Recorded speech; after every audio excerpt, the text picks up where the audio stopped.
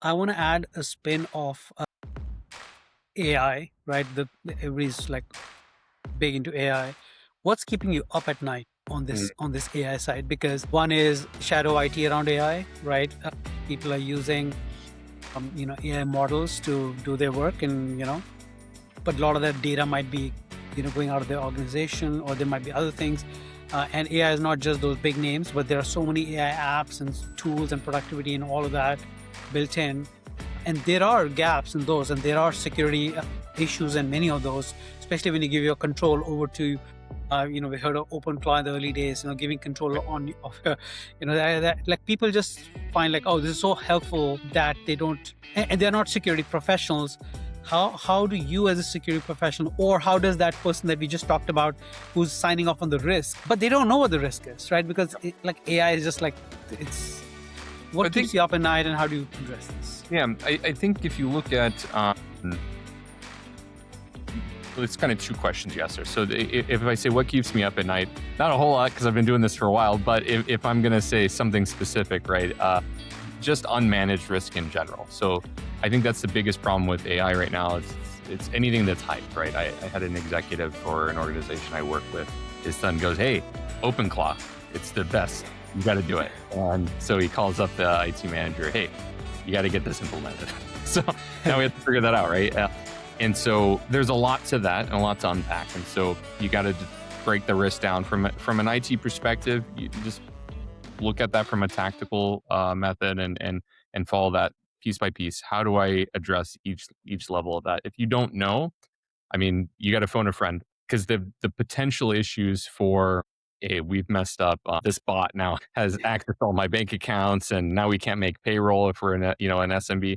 That's a real problem that you could have, right? So probably you shouldn't put this on your main machine, right? You don't need a $50,000 Mac to put this on either. So consult your IT person. They're going to save you money. I know they seem hard to deal with sometimes, but they're just trying to protect you. So, but even from that, if we get it to larger organizations with who owns risk, you might have to define you know who's going to be in charge of AI in the organization, and that's the same. We go back 20 years ago, all this automation and all of these kind of different work groups. You have to create kind of an internal team of folks that have a stake at the table in the use of that, right? So the business units, the people implementing it, want to have a say because it's a lot of workload for them.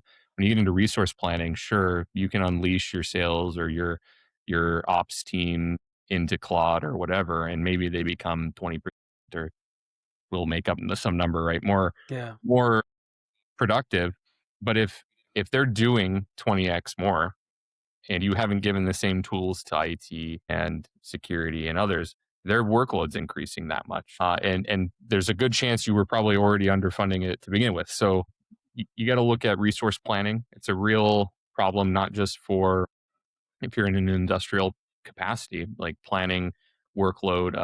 Like at Pandion, we had day workers that come in to help sort packages. Right, you have to plan that out, and that same kind of hurdles we ran into there is you add 80 people to a workforce in one facility. That's a lot of IT overhead that happens, right? So what does that look like? And then the security implications there, both physical and cyber. So I think you kind of have to walk through these scenarios. Like what happens if you dump 80 people into a building, right? Claude is maybe 100 people, right? So you have to look at that and decide, what is this doing to your workload? Uh, and can your business keep up with what you're doing?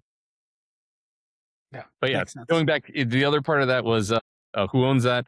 I would say, most organizations aren't going to have a dedicated single person that's the chief AI officer, right? Yeah. You're going to have probably need to pull in the stakeholders, just like for risk ownership. You should have the CTO or whoever the senior IT person is, whoever's in charge of security, whoever's in charge of finance.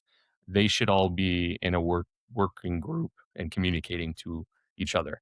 If you just have one leading it, you're going to get a bad Venn diagram of possibilities, right?